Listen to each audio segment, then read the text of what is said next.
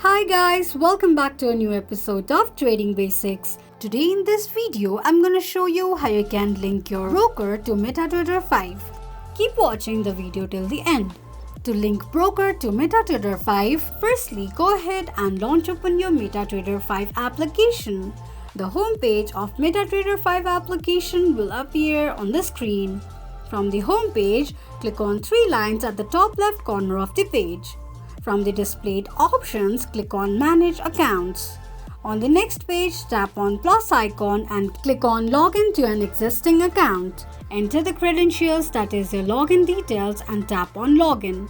In case if you want to save your password next time you log in, tick mark on the box that says Save Password. This is how you can link broker to Metatrader 5's account quickly and easily, just in few steps.